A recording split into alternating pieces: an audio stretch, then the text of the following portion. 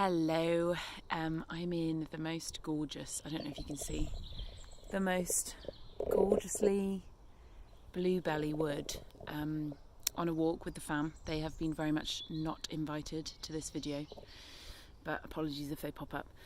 And I wanted to just take a couple of minutes and talk about 3 things that I personally have been learning in the wait. So we're in this season of waiting.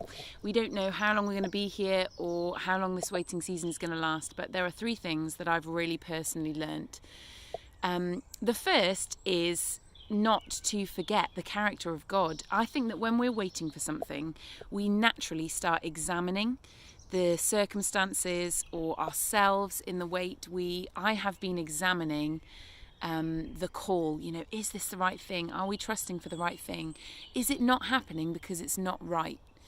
Is there something about what we're believing for that isn't what God's planned? And I think sometimes when you're waiting, you can start to examine some of that and almost analyze some of that. And it's good to do that. It's good for your heart, I think, to go through that process. But you don't want to get so over analytical that you start doubting everything. And the second thing that you analyze is, am I right? Am I in the right place? Am I doing the right thing? And I have been through, in this waiting season, the whole mind game of, do I need to pray more? Do I need to fast more? Do I need to am I doing something wrong? Am I doing the wrong reading plan? Do I need to make a calendar event for my prayer time so that I can make sure it's scheduled and disciplined and all of those things? I have done all of that.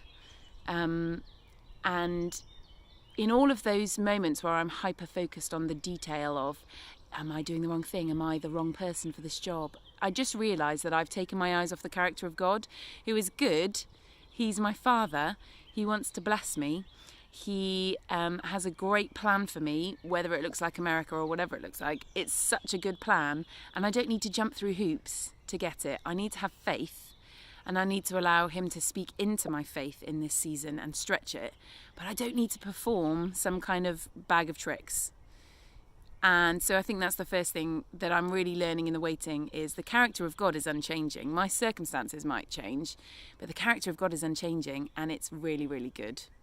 And it's all rooted in love. So where I feel like I'm somehow underperforming or missing the mark, usually when you get to that stage, you've forgotten who God really is, or you've set your eyes on the wrong thing. So that's the first thing I'm learning. The second thing I'm learning is that I need to keep my eyes on the big picture, because I can get all about the details. I'm a planner. I like to have things just so. And what I realise is I've actually started writing my testimony through this season of like, if this were to happen at this time, if it were to come by my birthday, if it were to come by New Year's, if our visa were to come by the cave, wouldn't that be a great story? And I'm like almost trying to do the work of writing it myself. I'm getting really focused on the details and on like what it is that I'm waiting for, what it is that I want to see. Whereas I think with God, we've got to keep focused, not on ourselves, but on the big picture. We're a part of the kingdom, bringing the kingdom to earth, serving the other people that are around us in our lives, blessing people, encouraging people, being generous to people. That is us doing what we're tasked to do for Jesus.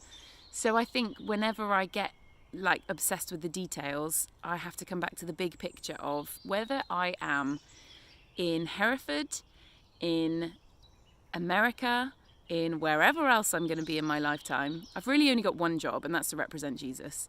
So all of the rest doesn't matter. The big picture is I'm called to his church, and I'm called to live faithfully for him. And the rest is, that's the detail, and he's in charge of the detail. I am not. So I think that coming back to the big picture vision, there's a verse in Proverbs that says, it starts by saying, hope deferred makes the heart sick. And there have been a few times in this season where I felt kind of like deflated or kind of, I guess sick at the lack of prayers answered, or just downhearted about it. And what I realise is because I'm putting my hope in the wrong thing. Instead of putting my hope in who God is and what he's called me to do, which is follow him wholeheartedly and represent him to other people, my heart's getting sick. But it's because my hope's in the wrong thing.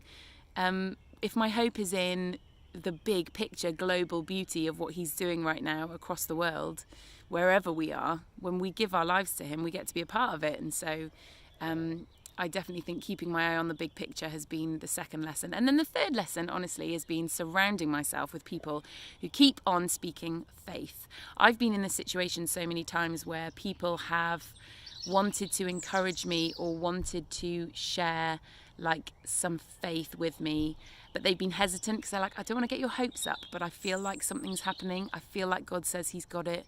You know, I feel like there's a breakthrough coming, but I don't know whether to say that to you. I'm like, bring it on, because other people's faith fuels you. So I always want to be around people who are like, hey, I can't see anything changing, but I'm just going to keep speaking it out. God's got something great. I love that. So I'm learning in this wait to remember who God is. He is good all the time. Remember the big picture, which is we are the church wherever we are. And be surrounded by people who are believing alongside and cheering us on and speaking out faith in all circumstances. So if you're waiting for something, those are just my top 3 tips that you need to keep your eyes focused on, because it really does make a difference.